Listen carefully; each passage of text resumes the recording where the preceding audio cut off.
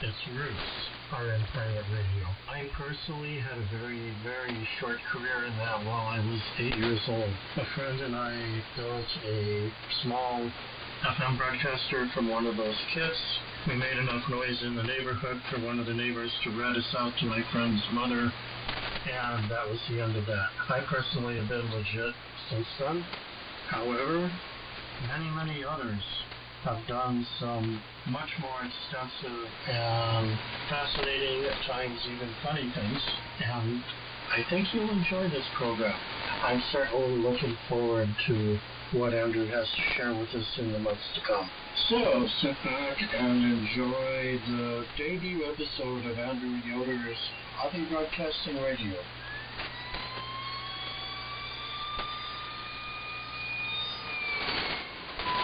Warning.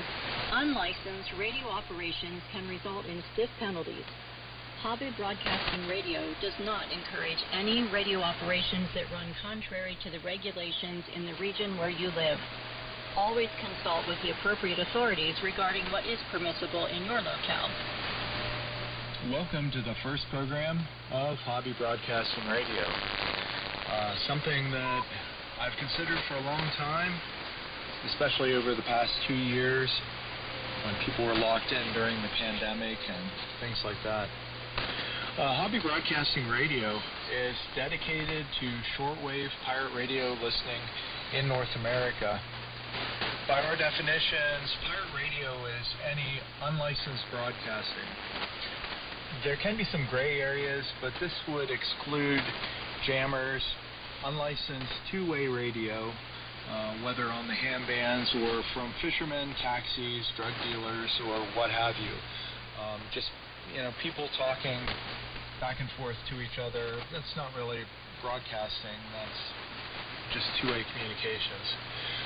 It also generally excludes digital modes like Morse code, slow scan TV, radio teletype, etc. Although many pirates do send these types of data within the programs. So that's one thing that's different, is that pirates, in general, by our definition, are people who are unlicensed and putting out programs for other people to hear. So we might go into some tangential topics, such as FM or medium wave pirate radio in North America, or shortwave pirate radio around the world, because there's a lot going on in Europe, that's for sure. And also there's a lot more that we're discovering in Latin America.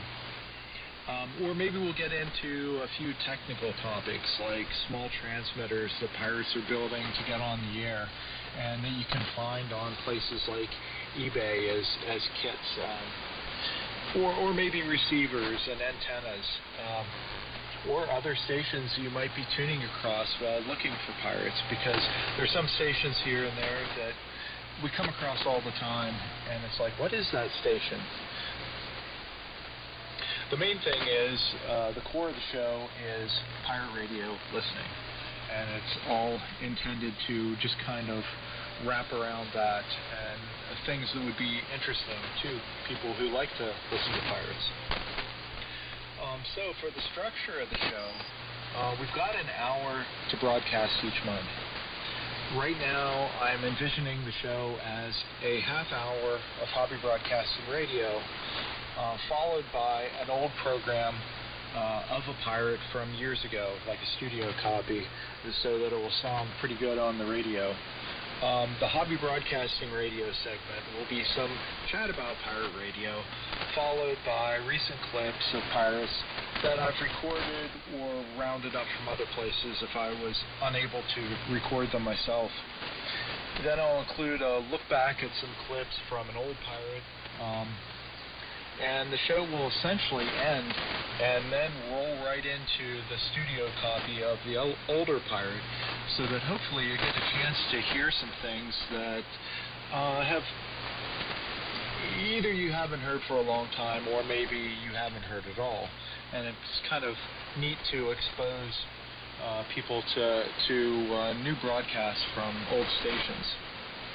So tonight's show might be a bit of a departure from this initial model or prototype because it's the first show, for one thing, and we're looking back at some shows that were some pirate shows that were broadcast during the past Halloween weekend. Halloween, if you don't know, has traditionally been the time to listen to pirates in North America. So not necessarily right on Halloween Day, although that is certainly great, but also a day or so beforehand. It kind of really builds up, and then usually it goes into kind of a funk where everybody's tired from listening and broadcasting shows and writing reception reports too. So I have assembled some clips that might carry us over into a full hour. We'll see how all this goes. It might wind up being a full hour of just regular hobby broadcasting radio without the relay at the end. We'll see. Finally, and where can you find hobby broadcasting radio on a regular basis? Check 5130 kilohertz, WBCQ, every third Thursday of the month at 11 p.m. Eastern Time, and that's 0400 UTC, so 11 to 12 o'clock Eastern Time, or 10 to 11 Central, and that is 0400 to 0500 UTC. So that means you can hear the next show at Eastern Time, 11 p.m. to 12 p.m. Eastern Time on December 15th, or UTC, that would be 0400 to 0500 on December 16th. WBCQ is the main outlet, but we're hoping to get it into some Part 15 and LPFM stations. For that matter, if unlicensed shortwave stations want to air it, we're not going to encourage any illicit radioactivity, but you know, we obviously can't stop it either. We also hope to get the show onto YouTube and or Rumble at some point, just to try to reach an audience that we might not know much about shortwave radio. We'll see how these efforts go. Maybe this show will already be up on YouTube or Rumble by the time you hear it on WBCQ, but I don't know. I haven't I haven't at all tried to get anything onto YouTube or Rumble in the past, so we'll see how that goes. But what I do know is this is Hobby Broadcasting Radio, and the show really begins now.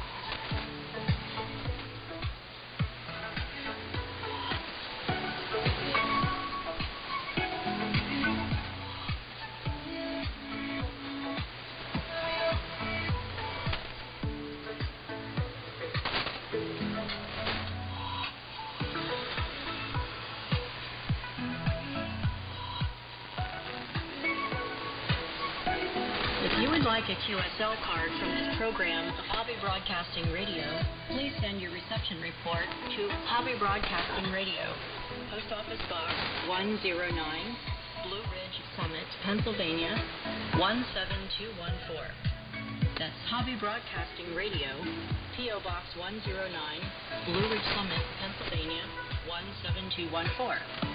Return postage is not necessary, but we do appreciate it to offset our costs.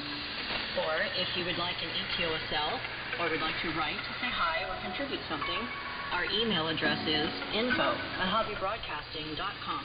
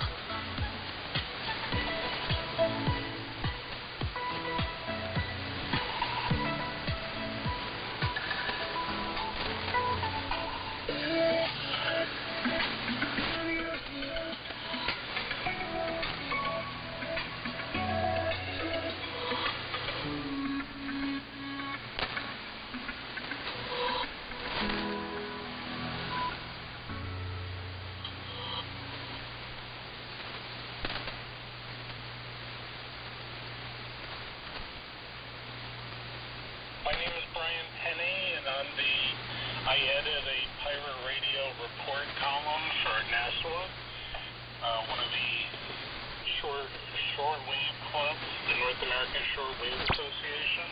The pirate radio report I took over from the late George Zeller, who edited it for years.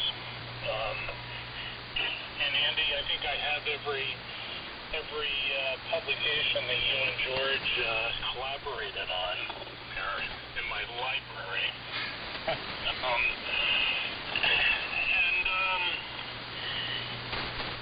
Pirate radio scene, I think, has experienced the spark since COVID. Yeah, I'd agree. There's been much more activity. I think most of it is still concentrated on the East Coast, if not in the Northeast section of the lower 48. We have a few powerhouse stations out there, I like to say. Mix Radio International is fairly new. Just been around for a couple years. In fact, Wolverine Radio, of course, Radio Illuminati. So all three of these broadcasters, I think it was during the holiday, the Halloween holiday weekend, they banded together, and I guess XFM got together with Radio Illuminati to do a show. I don't know if you caught some of that. Yeah, I did. I heard all three channels. I think here, I think Illuminati was the weakest. That was what, 5125 or 5185 for that. Looking at my blog book here. Yeah, I was looking through the HF Underground board and trying to find it. I'm on a different page from that, but I think it was 5185. 5185 is his frequency of choice. Yeah. But then Mix got into the mix, if you will, and started relaying the show. I don't think that XFM or Radio Illuminati really thought they asked him to do it, but he did, and so that was pretty cool because Mix Radio has probably one of the best sounding stations in the pirate radio world that I've heard in a long time. So. Yeah, and I think that was a big help because I don't know how many people were on their own looking around on 4 megahertz or low 5 megahertz for pirates. So I'm looking through the logs now from the mix part of it, and I'm seeing a handful of people who it's like their second or third logging on HF Underground. I think that's about it for us. Yeah, the old master's all bent out of shape. He's like, what? I'm free? And now you're pulling the plug? You can't do this to me.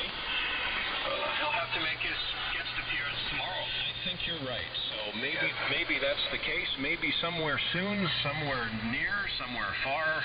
Hopefully we'll see you guys again. In light of that fact, though, say goodnight and thank you from the likes of XFM. Also, Radio Illuminati with the Azimuth Coordinator and Mixed Radio International. It's been a wonderful night. Thank you very much for being along. Hope you have a great Halloween, and maybe we'll see you soon. Sooner than later. Yes, thank you very much. We'll see you guys next time. Peace to the world. This is XFM Shortwave. Music to the power of X. Very busy Halloween, which we haven't really experienced in a couple of years. It all started out, looking at my logs, it all started out with like Bloodlust Radio, which was pretty cool.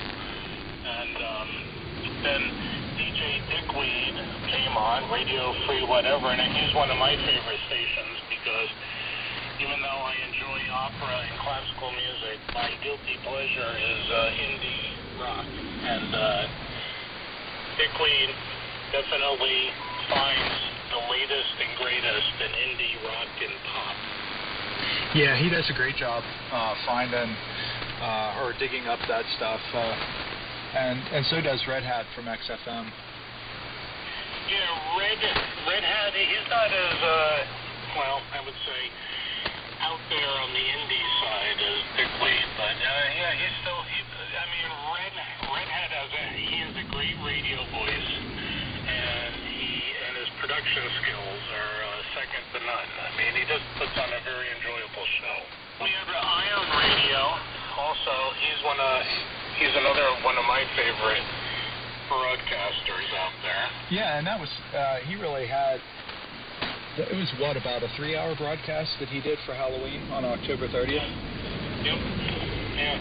It was, I'm looking here, I logged them from 1900 to 2200. So. Yeah, I have that clip ready. It's on 6955, around 2145 UTC.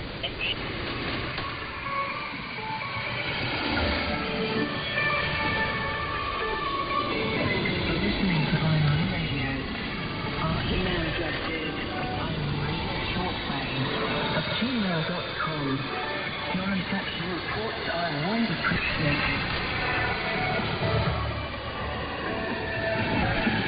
Listen for more Ion Radio on 53 meter band. This is Ion Radio signing off.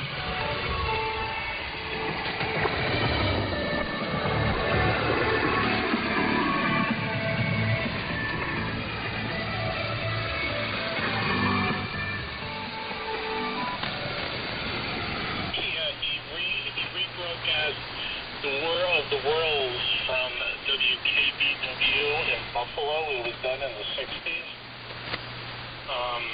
It was a great production because WKBW is out of Buffalo, and they rewrote the script of the Worlds to have it all take place in Buffalo. So it was pretty cool. Oh, okay. Was that the first airing of it? Because I think that one was, I'm thinking it was 73 was the actual broadcast, because he had the news in, and I was thinking there was some stuff on either Watergate or Vietnam. Oh, okay. I have to take a look at that. I'm pretty sure they did one of the first ones in the 60s, but they've done subsequent broadcasts of it since then. Oh, okay. Yeah. And Bickley, and I'm looking at my logs, I love Bickley and Radio Free, whatever. So, there he is again, WDOG, he's been a regular for a while. Yeah, and good signals from him, too. Or from them. Then Captain Morgan, Shortwave, another one of my favorites. Of course, I know we both have one of his clocks, his coveted clocks that he gives out. I don't know if he still does that or not, but I don't know. I'm not sure if it's because everybody's heard him or because he stopped. But yeah, there haven't been too many reports of those lately. No, not at all. Oh, and I was looking back at the logs, and WDOG was reported in Finland with a nice signal. Oh, well, that's impressive. Yeah, that was on October 30th, around 2300. Apollo Radio!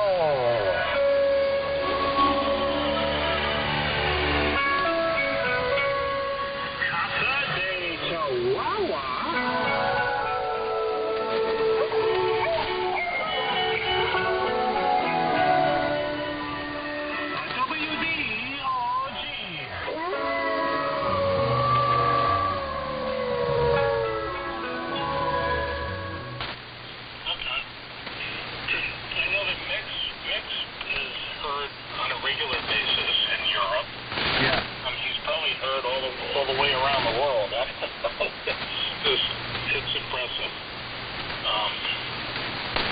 Yeah. And then our friend Zeke, who has a myriad of station names out there, or station names du jour, I like to say. But he's entertaining, and that's what it's all about. So he pops up every once in a while in my logbook here. Yeah, I have. I don't know. There's just too many station names to ID anymore with him. Yeah, I have a clip that I'm going to play from using the ID KMAD on November 1st, 6925 USB at 0220. In there. We had the old Red Hat in there, and they sounded just like conventional DJs on a radio station. There was nothing entertaining about it. There was nothing interesting about it. And DJ Dickley didn't even use any four-letter words. So, I mean, I simply have to be the station here that really breaks the mold. You know, I really breaks the mold. Oh, my friend, Mike Keekler, you've got my picture. Oh, dearie, dearie me. Yes, that's what I look like tonight. Oh, goodness, I didn't think anybody would recognize me. That's why I came up close to the camera, and I said, I don't want anybody to really see what I look like, but you know, you caught the picture. My goodness, you caught Ziggy's picture right off the MAD. Yes, you did. So, good for you. Did anybody else get it? I don't think so. Well, you know, with the situation the way it is here, technically, it's whether anybody can use anything. And let's see, Rob, where are you located? You said you're getting a good signal down there in Florida. Well, good for you, Rob. KBB overnight. I really apologize for all the static on the mic, but you know, I'm going to try to clear it up if I can. I just haven't found what the origin of it is yet. I've tracked it down to the computer and the audio box, and it looks like the audio box is, you know, it's getting radio frequency crapola into it. Anyway, Rob, thank you for the report. And let's see, Bolly Frank's in there. Are you getting any signal up there, Bolly? I don't know. I want to say hello to anybody that said hello to KMAD tonight. Okay, Club Bell is in there. Yeah, good deal there. Anybody else is in there? No, I haven't got a lot of listeners tonight. Well, that's pretty much the way I figured it would be anyway. Let's get back to the music on KMAD. Yeah, he just did, I guess he was a little pissed off or something, and he did a KASS. I kind of like that one, you know. And, yeah, he's, like I said, if anything, he's entertaining, and that's what pirate radio and free radio is all about, isn't it? Oh, yeah, and he's got his own personality, and he isn't afraid to put it out there. Yeah, I mean, so like him or hate him, it isn't about that. It's about the hobby, I think. Whoever wants to get on the air, they can, and that's what makes it fun. Oh, yeah. Yeah, it's fun to hear, you know, all kinds of different things. I mean, that's what makes pirate radio interesting. And what's nice about hearing it is you don't know what you're going to hear. Right. You know, my friend Rhinus from Cupid Radio, he's been experimenting at 15075, and I have him there, 21640, and that's AM. Yep. Yeah, it's kind of the wonders of shortwave that you can often hear him with a really nice signal over here. Right, and given my location on the Cape, you know, it's just an easier catch for me. For a lot of Euros, you know, just around the different times of the year, you know, it doesn't really make any sense anymore to me, radio propagation. Because, you know, you just hear things during the time of year where you really shouldn't be hearing it. You hear it anyway, you know what I'm saying? Yeah. Yeah, so, I mean, the Euros, I get a lot of Euros here because just due to my geographic location. But then, they slowed down, they seem to have slowed down a bit for, across the pond broadcast. I used to get Mustang Radio an awful lot. He's just doing local stuff for Europe. But Cupid Radio, he makes all his own equipment and all his own transmitters and mixers and everything. He's very, very talented and a nice guy. Yeah, definitely. And Mike Radio is another one that I've heard with a lot of tests. And he also, I think, makes his own stuff, his own equipment. Yeah, and then they get the old military surplus stuff from Germany. It's a help for everybody in Holland. Yep. Now, speaking of craftsmanship, Radio Illuminati makes his equipment. And Red Hat also. So, I don't want to give away too much there, Yeah. Yeah, a number of other people do, but not necessarily to that scale or professionalism. Right. I mean, there's just some stations that come on the air because they have a ham rig that they found in the basement. They fire it up and they're out there. It's great. I love it. Yeah, absolutely. And then people now being able to get transmitters off of eBay and stuff. Either ones that were made specifically for pirating or people who are, like you said, picking up ham radios from somewhere. Right. Well, Stretchy man, he has a new 100-watt radio that he's selling now out there. So, I just, they're all out there. Sometimes it's more fun just to build it yourself if you have those skills, Yeah. But I gotta tell you what I do miss because I just picked up one of my.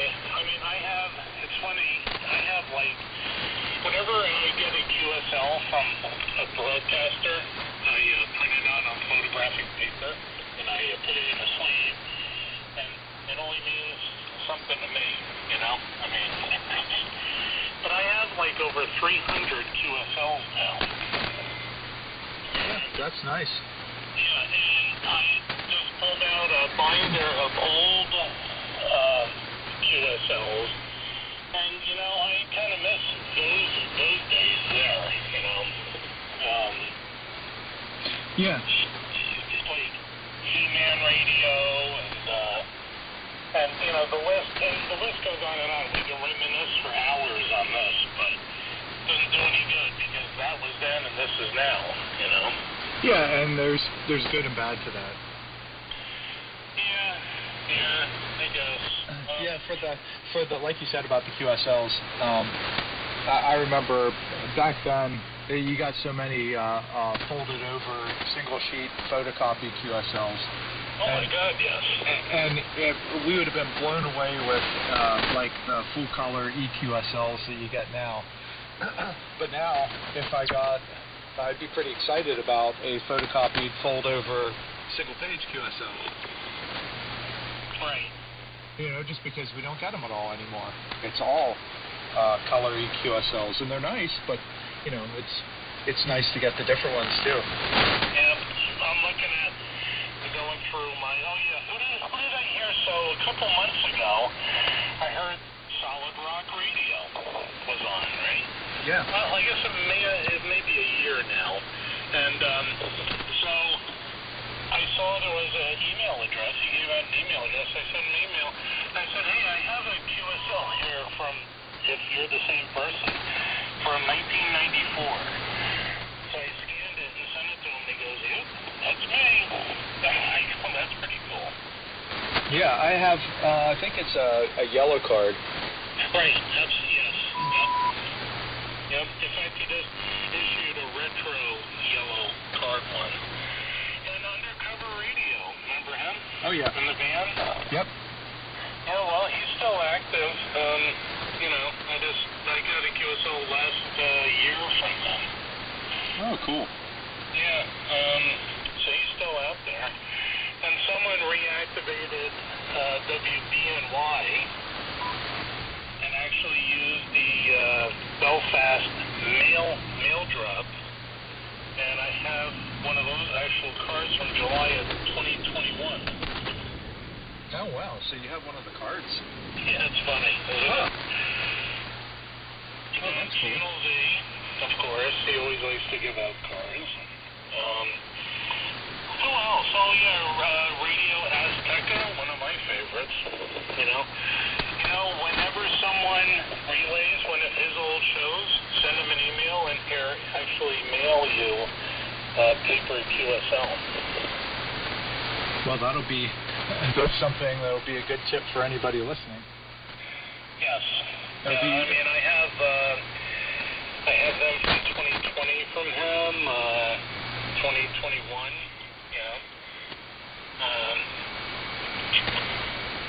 Radio Ronin, Shortwave will send you a card. We used to, at least, I can, And then Foxy AM, have you caught him on the air? Yeah, I have. Okay. Well, he sent me two individual paper QSLs in 2021. It's pretty cool. Yeah, I heard him. Because my advice to anyone who wants to listen to pirate radio is when you send a reception, well, the first thing is I'm old school, so I do a real reception report. I think it's important to let the operator know how they're doing, because how else are they going to know how they're received, right? Yep. Yeah, so I'm pretty old school on the reception reports, and which is much appreciated by the operators, but always put your mailing address on those emails, because you never know what you're going to get in the mail. Yeah, that's good advice. I always try to get my mailing address out there, and you never know. Yeah, they still send out paper QSLs, so just or clocks, right? Yep. And we'll continue with our interview of longtime pirate radio listener and North American Shortwave Association columnist Brian Penney in just a few minutes. Have you ever operated a pirate radio station? Or do you have a high quality or studio recording of pirate stations? We'd like to hear from you. We're looking for recordings of stations that we might be able to use in future programs of hobby broadcasting radio. AM, FM, or shortwave, it doesn't matter. North America, Europe, or somewhere else, we're looking for it. Cassette, MP3 files, CD, 8-track, or open reel tape, we'd like to have it. Drop us a line at info@hobbybroadcasting.com. That's info@hobbybroadcasting.com.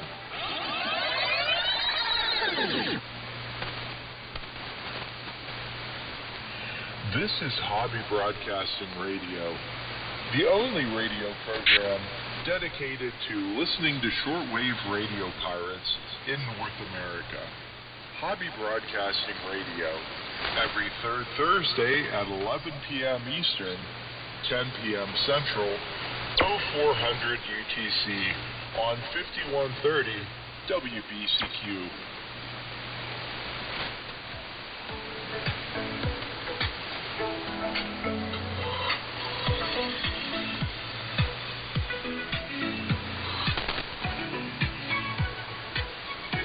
If you would like a QSL card from this program of Hobby Broadcasting Radio, please send your reception report to Hobby Broadcasting Radio, Post Office Box 109, Blue Ridge Summit, Pennsylvania, 17214. That's Hobby Broadcasting Radio, P.O. Box 109, Blue Ridge Summit, Pennsylvania, 17214. Return postage is not necessary, but we do appreciate it to offset our costs. Or, if you would like an EQSL, or would like to write to say hi or contribute something, our email address is info@hobbybroadcasting.com.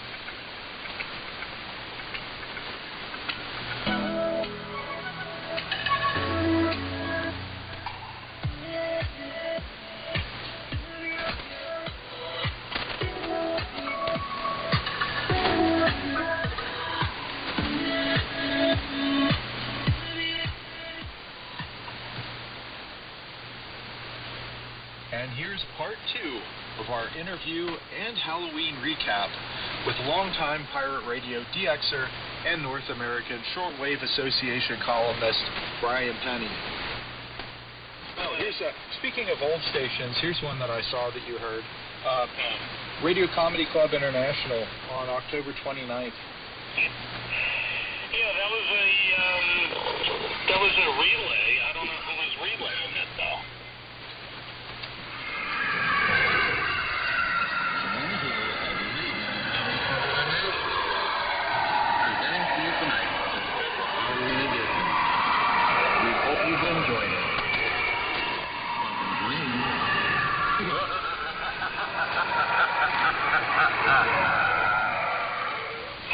Yeah, it was nice to hear their Halloween broadcast again.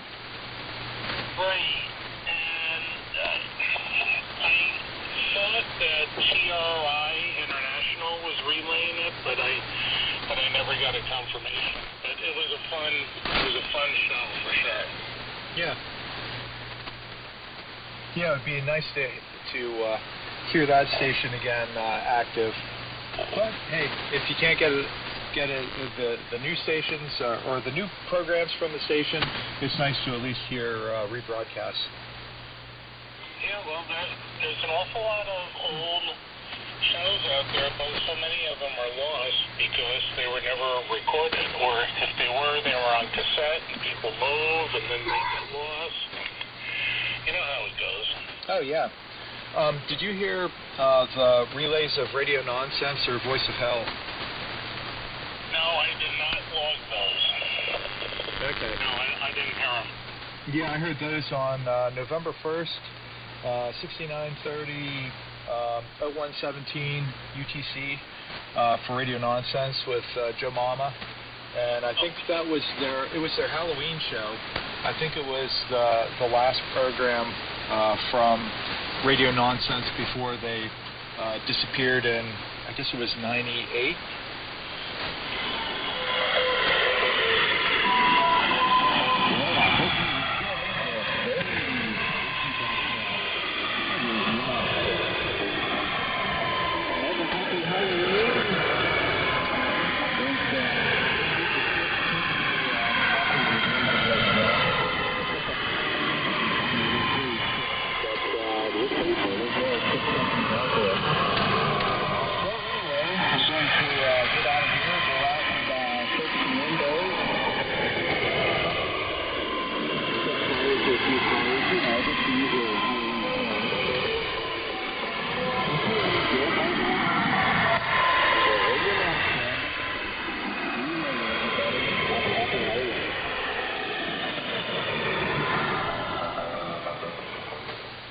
And then that was followed, it sounded like from the same transmitter, because I don't think that, well, I guess it was USB, so it might not have, you don't really hear the carrier drop, but Voice of Hell with Satan Lucifer, and he started with playing Stairway to Heaven backwards and a lot of other things like that. Yeah, that's right.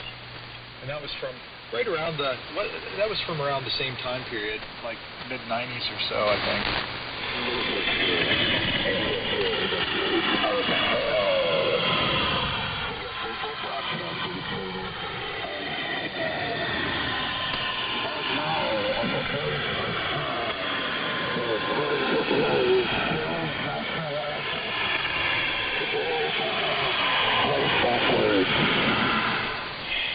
Well, speaking of that, and what is the TV guide for pirate radio is, it seems that there's a lot of resources out there that one can use. And the one that's used most widely in the States is at hfunderground.com.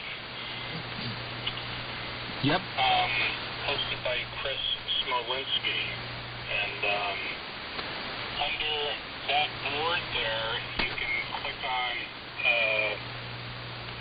broadcast announcements, and sometimes you'll see that there's a pirate that will actually post that they're going to be on the air. Yeah, sometimes you'll see that Ballsmacker Radio is going to be on the air, like just about every Friday. Boy, I tell you now, there's a guy. Well, something is not right with him, because I think I read somewhere some post that he went to a vertical antenna, and I used to get him here like he was a local AM station, but now, no, it's not as good. So I don't know what's going on. It's working better for me. See? Well, look at where you are, where I am, and then we can, surmise where we think he's broadcasting from, but who knows? I think he's from somewhere in North America. Yeah, in North America, absolutely. That's the only thing I need to know. Maybe a bowling alley somewhere. So I'm looking here. There may be some relays of Radio Azteca acid test radio. This weekend. But you know what? You just got to tune in to find out. Yeah, definitely. Oh, so one thing I was going to ask you is, did you do anything special for Halloween in preparation? No, not really. You have to use HF Underground, I think, for North American pirates.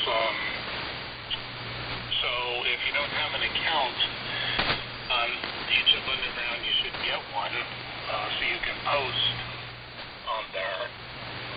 It's a great resource. A lot of hobbyists use it. It isn't the only resource out there, but it seems to be the most popular, at least nowadays. Oh yeah, definitely. And then, like talking about these loggings from Halloween, jumping back further, I was scrolling through those WDOG logs, and he was heard in, as I mentioned before, Finland, but he was also heard in Colombia at the same time. Well, that's pretty impressive. That's all I gotta say. Yeah, and I mean, that's what's neat about it is with HF Underground, you're not going to get all the. There are people out there who are listening to broadcasts who aren't logging them on HF Underground, but you're not going to find a collection of loggings as comprehensive as this anywhere else. That you're going to have people from, all over the U.S., but also Finland and Colombia logging in. Right, and it's a great resource, and there's more on that on HF Underground than just pirate loggings. There's medium wave pirates. There's Euros. I use it a lot for Europeans, because when I see that the Euros are hot and the gray line is coming my way, then I'll start looking at the European pirates. Yeah, and I'll get lucky. Other times I won't. Yeah, and it's good for other boards too. I mean, if you're just listening for just shortwave broadcast that's licensed, there's a lot of good loggings there. Right, and there's also a lot of QSLs received that people post on there. Yeah, both pirate and otherwise. Right. Yeah, I'm looking at one here. Oh, TRI did a, I missed that one. Tangerine Radio. Oh, that brings back memories, right? Yep, I missed that one too. Yeah. And that was a rebroadcast. Too bad I missed that one. It brings back a lot of memories. Now, TRI will do a lot of things, but he tends to favor the early morning hours, maybe like 1300 UTC or so. Usually he's on. Yeah, an awful lot of broadcasts then. Yeah. So, broadcast. One odd station. Did you hear the WHMS relay of the Nebraska-Illinois football game on No, I did not.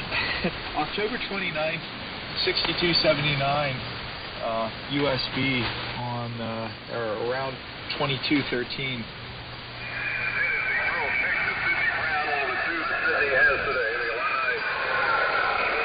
Out the lead here, 23-9 after trailing 9-6. Double Purdy goes to work. Here's the handoff to Green, reverse the field, left to right. Chased by Hackett. Puts his head down and Holmes I think Sonny Church is right there on it. At the 26-yard line of Nebraska. It holds up here, but it is to be the fourth Illinois turnover today on defense. The huge hit by Quan Martin. Yeah, I'm not sure what to make of that. I don't know if that was because at first glance I was like, oh, I wonder if it's even a pirate or if it's somebody who, well, I mean, obviously it's a pirate in one sense or another, but, is it somebody who's in the Navy who's retransmitting it? Because that's kind of Navy area for frequencies. But it's hard to say. Yeah, well, I got a lot of. I was in the Navy for over 7 years, and as an electronics tech, and let me tell you, I got a lot of stories. Offline, we can talk about on that stuff. Yeah, well, they played I guess they played either the whole game or most of the game, and turned off the transmitter as soon as it ended. Well, you know what? Whenever the Army-Navy game is played, I always start tuning around the military frequencies. But, you never find anything anymore. It's like, I don't know. Way back, when I was doing my thing in the Navy, mysteriously there would always be some kind of broadcast on one of the military frequencies for the Army-Navy game. But, who knows? Maybe they've cracked down, and I know that they've gone to a lot of satellite tech now, and HF is gathering dust, even though they still maintain HF gear on all ships, thank God. I don't know. Things change, Andrew, Yep. And also along those lines, a little different direction. What do you think of the station that's been playing interval signals on 7000? I love that. Is this a reincarnation of WLIS or what? I kind of doubt it, but so do I. Somebody is at least interested in that. Well, there's an awful lot out there. I mean, the internet has an awful lot of interval signals. I mean, there's more, when I listen to them, which isn't often, I sit there and I go, oh my God, I forgot almost all of these. But yeah, it's fun. I'm looking at my QSL folder here, and remember let's see, 1993 was the last WLIS. We love the interval signal QSL. Too much fun. Yeah, and he sent out an awful lot of them. That was a lot of fun. Yeah, so I kind of like that someone else is doing it. I mean, it's something new. I mean, it's something new and different. I don't mind when someone just wants to play music, it really doesn't take much production skills to throw a CD in and hit play. I mean, at least, in my mind, someone is taking the time to broadcast something on the HF bands that could be entertaining, right? Oh, yeah. And there's... So, someone doesn't want to produce a whole show or doesn't have the time to do that, well, then that's okay. You know, but when someone does take the time to produce a show, and then it makes it all, it's just something different to listen to, you know? Yeah, I agree. Sometimes the less is more works pretty well, too. Yeah, sometimes. It depends. Like an opera, like Carmen. Right? Yeah, exactly. Yeah, you know what, you don't have to agree with me on that, but boy, I gotta tell you, you know, Nick sends me some, whenever he does an opera, he gets a very interesting reception report, so people actually like it. And he sends me those emails that says, hey, check it out, look at this, people actually like this. I'm like, well, who knew? I don't know. It's an acquired taste, opera, you know. That's all I'll say. My wife goes to the opera with me, you know, and I guess, well, anyway, she loves me, let's say, so. Well, that's good. Yeah, so, yeah, it's all fun. Did you hear WWWW? I have not logged WWWW. I've seen the loggings out there. I have not heard it. It's pretty neat. November 1st, I heard them on 6936 FM, 0336 UTC, and the sound was really pretty good. Whiskey, 300 watts, maximum, frequency modulated HF radio. Tonight. FM? Yep. Interesting. Yeah, it was the first time I got a chance to use the FM mode on the R8. Yeah, I mean, how often are you going to use it, right? Yeah, so I was like, I saw that they were on, you know, people were having problems tuning in, and they were talking about distorted AM, and somebody figured out that it was FM. And I checked out the loggings and was like, I got to get to the radio so I can check this out. How often am I ever going to get a chance to listen on the R8 and FM? Oh, that's great. I like that. Yeah, I thought that was a nice twist. And I have not. There's another station, B-Side Radio. Yes. I have not logged in either. So. I heard it, I think, this past weekend. But most of the time, I haven't been able to hear it. Okay. Yeah, it's on, and I'm listening for it, but I'm not hearing it. Well, you know, the bands have held up pretty well of late. I mean, the 43-meter band has held up pretty good, I think. Yeah. Oh, I thought it was pretty remarkable on Halloween compared to how it was a few years ago. I mean, remember when everything would shut down at about, 2230 or 2300 maybe? Yeah, right. It was just like there was nothing, you know, everybody, you would have like 5-6 stations on the air at like 2100 trying to sneak in so that somebody could be heard. And then the bands would go and, you know, everybody just stopped. Yeah, it was very different this Halloween. It was a lot of fun. And then there's been a lot more use of the lower frequencies when things go wonky. Did you hear WENO on October 31st? Yes, I did. Yeah, 4060 USB round 0400, and really nice signal here.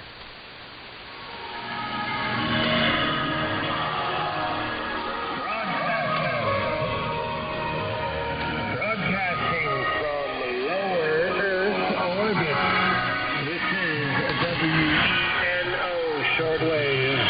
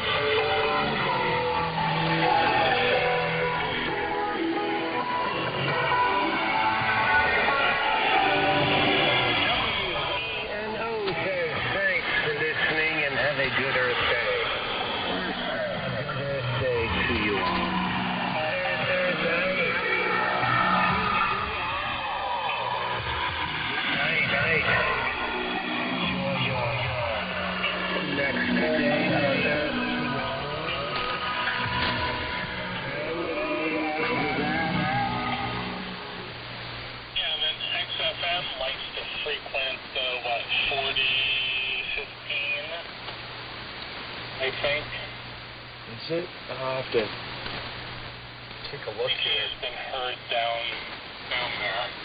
And Radio Free Whatever will venture down that way also. Yeah, he usually uses, 4185? Right, yes. And Psycho uses 4185 too. Okay. Yeah, well, if you get the equipment to get down there, then, you know. Probably more importantly, the antenna. Yeah, I think you need some real estate there. Yeah, it's just not going to work with a 43-meter dipole. Not an antenna donor. Thank you very much for being on the show. Well, it's been a pleasure, and I hope it's beneficial to new people who may be interested in pirate radio broadcasting, or broadcasters, I should say. And there's an awful lot to hear out there. You just have to tune in. We've had lots of great tips and advice tonight about listening and writing to pirates from Brian Penney, who's a longtime shortwave DXer and current pirate radio columnist for the North American Shortwave Association. Thank you for listening tonight. We greatly appreciate that you've made the effort to tune in and spend part of your evening with us. Until next month, 73s, and good night.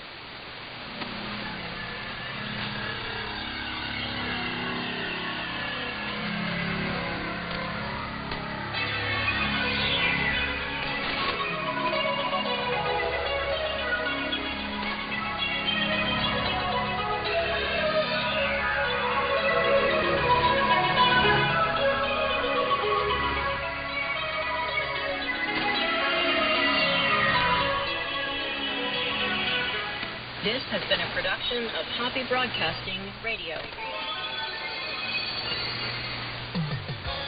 This is the world-famous WBCQ, Monticello, Maine, USA. This is the planet. Here for you, WBCQ. WBCQ, Monticello, Maine, USA. This is Radio Angela.